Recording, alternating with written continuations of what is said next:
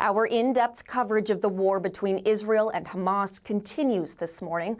Paul Hunter is with our CBC News team on the ground, and he'll be joining us live in just a moment. But we begin with breaking news overnight. The shock and fear over Israel's call for civilians to leave northern Gaza.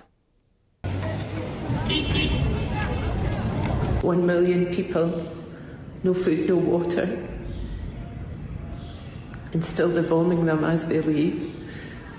Where are we going to put them? But my thought is, all these people in the hospital cannot be evacuated.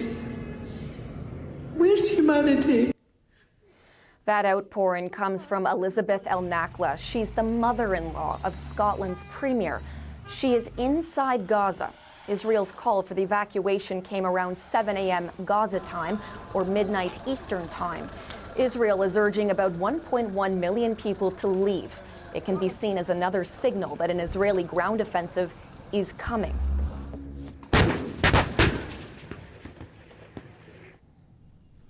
Israeli airstrikes are continuing ahead of the evacuation deadline. There is a massive Israeli military buildup right now on the border. Israel is also dropping leaflets into Gaza. Hamas is telling civilians to stay in their homes, and Palestinian officials in Gaza are urging everyone to ignore it.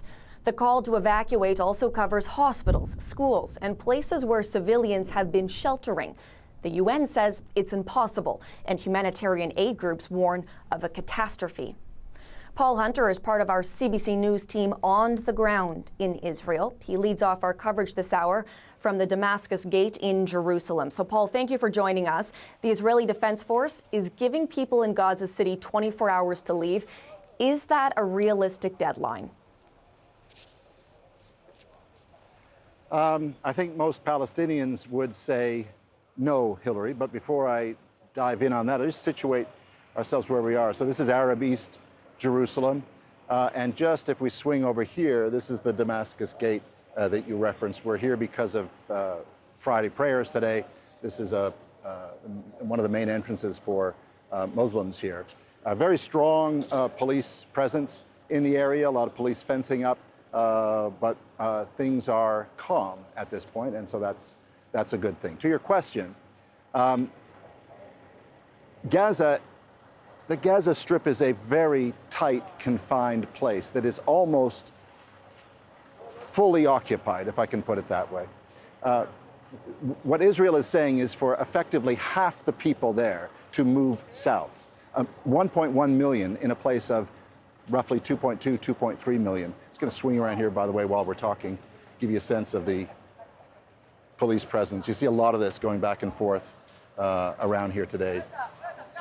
Nothing of urgency. This is just, again, in anticipation of the Friday prayers and the potential for violence to break out. But people are freaking out there because there's nowhere to go. If you have to evacuate the northern half of the Gaza Strip, you can't exit. There's the blockade on the Israeli borders. At the Rafah border with Egypt, it's open, it's not open, it's open, it's not open. Technically, it's open. Egypt will say the airstrikes make it effectively a closed border. So there's a panic in Gaza City on top of the misery and despair of the past few days. Hospitals are overflowing, and they're saying that they can't evacuate. And there's nowhere to send the people in the hospital regardless. Morgues are overflowing. So many people are being killed by these airstrikes in neighborhoods that have been flattened. Those who have been able to get away have long since left, but everybody else, there's nowhere to go. So the answer to the question from a Palestinian perspective in Gaza is no, it is completely unrealistic. I want to play you a clip from a spokesperson for the Israeli Defense Force on the IDF view of the evacuation order.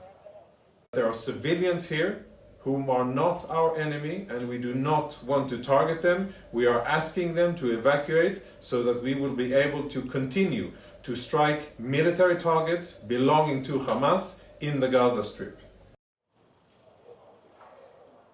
Of course, the presumption is that this evacuation order is because Israel is about to step up the assault on Gaza. The expectation for some days now has been that a ground assault is imminent.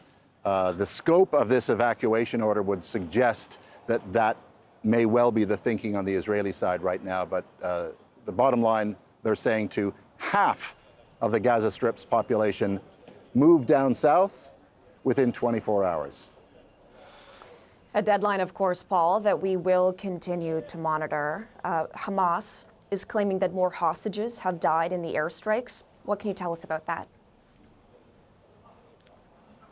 Sure, and notwithstanding, there is a not small propaganda war going on here at the same time.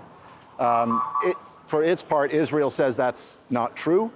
Israel says that it's got intel inside the Gaza Strip that is telling Israel that Hamas is not telling the truth when it comes to those 13 potential deaths of hostages. But what that really underlines is the problem writ large when it comes to the hostages. There was earlier stories from Hamas that some of the airstrikes had killed some a few days ago. As Israel considers a ground assault, the 150 hostages are spread out around the city. It may have intel on where some are. One can presume it doesn't have intel on all of them. And that will be a consideration as they go in. You know, I was talking about the structure of the Gaza Strip and Gaza City. It's so dense and a warren of tiny little streets and packed apartments, and it would be a brutal and bloody ground assault if it comes to pass. And if the hostages are in the path of, who knows, right? So this is a consideration. You know, Israel's got to consider the objectives, how long, what's the end game to it all, and on top of that, the fate of the hostages if it goes in on a ground assault. As for the 13, though, specific to the question today that Hamas is saying have been killed in airstrikes, Israel says not true, but who knows? Okay, Paul, thank you for this. We appreciate all of your reporting over the past couple of days. Thank you. Paul Hunter for us there in Jerusalem.